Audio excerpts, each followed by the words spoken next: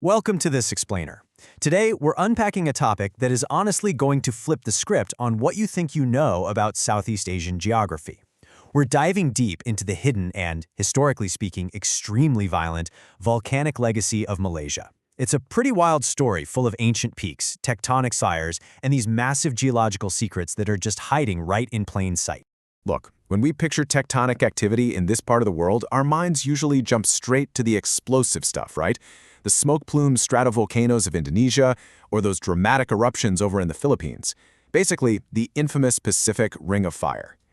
And then there's Malaysia. Sitting securely on the stable Sunda Plate, it's widely perceived as this geologically quiet haven, a place totally shielded from all those explosive tectonic dangers. But here's the real question we need to ask today. Is Malaysia actually safe from the fire? We're going on a bit of a geological detective journey to uncover what's buried beneath the surface. Because, sure, Malaysia doesn't have any active, magma-spewing craters today. But if you look just a little deeper, you'll see that its landscape has been profoundly shaped by a really rich and sometimes absolutely terrifying volcanic past. All right, let's get into part one. The ancient peninsula, fossils of fire. Let's rewind hundreds of millions of years. There was this colossal mountain-building phase going on, called the Endocene orogeny, and it triggered widespread felsic magmatism. But here is the crazy twist. Instead of erupting up into the sky to build your typical surface volcanoes, this magma just pooled and cooled slowly deep beneath the Earth's crust. Then you have millions of years of relentless weathering stripping away all the topsoil, and eventually those massive subterranean structures are exposed to the sky. Today, those cooled magma chambers form the magnificent granite backbones of Peninsular Malaysia. We're talking about the massive Titiwangsa range and the breathtaking cliffs of Gunung Jerai. When you look at them, you aren't just looking at mountains. You're literally looking at the exposed roots of ancient magma chambers. Now fast forward a bit to the Pleistocene epoch, and we hit a very specific number, 150. That represents 150 square kilometers. You see, on the eastern coast of the peninsula, there's this rare anomaly of much younger magmatic activity called the Kuantan basalt flows. Minor fissure eruptions release this highly fluid, low-viscosity basaltic lava, and it just spread out, blanketing over 150 square kilometers of what we now know as Pahang. To put that into perspective, if you ever take a stroll down Pantai Batu Hitam, Black Sand Beach in Kuantan, take a closer look at those incredibly unique, jagged, dark stones lining the coast. Those aren't just your standard sea rocks. They are the heavily eroded remnants of those exact Kuantan basalt lava flows. So when people are walking on this beach, they're literally walking on top of ancient volcanic rock. Moving right along to Section 2, Sabah's sleeping giants, the Tawau Hills. So, we crossed the South China Sea over to the eastern state of Sabah on Borneo, and we hit the Tawau Hills volcanic field on the Semporna Peninsula. Geologically speaking, these sleeping giants are the southwestern extension of the Sulu volcanic arc, all fueled by the historic subduction of the Celebes Sea Plate. You've got Mount Magdalena towering at 1,310 meters with a deeply dissected crater. Then there's Mount Lucia at 1,189 meters and Mount Maria at 1,067 meters, both with these complex dacitic structures.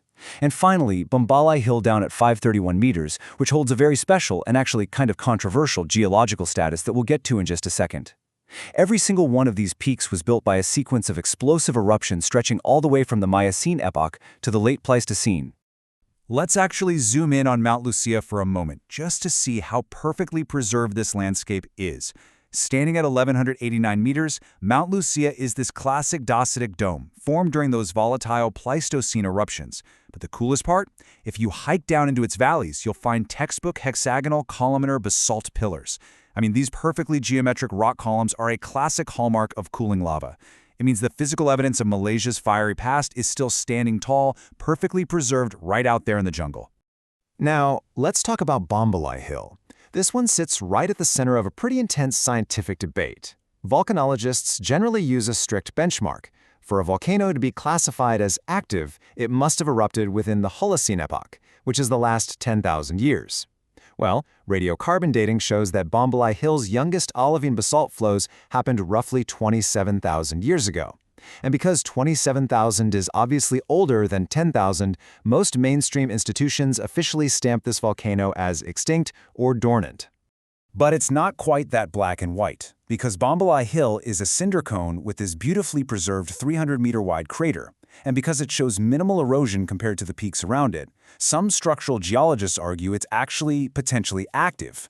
They think this sleeping giant might just be hitting the geological snooze button.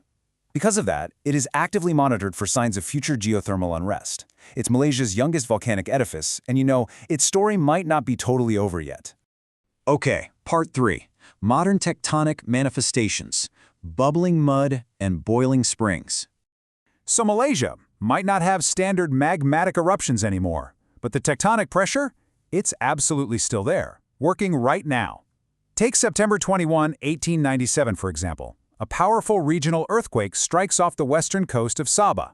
Just shortly after, a massive subsea mud eruption violently breaches the surface of the ocean. Now, this wasn't driven by molten magma, but by highly pressurized underground gases, like methane, literally pushing water and ancient rock up through fault lines. Over the next few days, all that mud settled and accumulated, birthing a totally new landmass, Pulau Tiga. Today, you can actually hike into the interior of this protected park and watch the bubbling mud pots yourself. I mean, that is geology happening in real time. And it's not just mud, right? It's boiling water. The sheer number of hot springs across Malaysia is absolute proof of deep geothermal pathways. Over in Sabah, you have the high sulfur pouring hot springs, which are heavily influenced by the deep fault systems beneath Mount Kinabalu. And on the peninsula, in places like Sungkai and Perak or Hulu Tamu and Selangor, the surface waters can actually exceed 70 to 100 degrees Celsius. How does that happen? Groundwater seeps way down into tectonic fractures, gets superheated by ambient crustal temperatures, and radiogenic heat from that ancient granite bedrock we talked about earlier, and then shoots straight back up to the surface. Which brings us to our final section, Section 4, the transboundary threat, the invisible fallout. We've talked a lot about Malaysia's internal geology, which is incredibly dynamic, but there is a massive external danger we have to consider.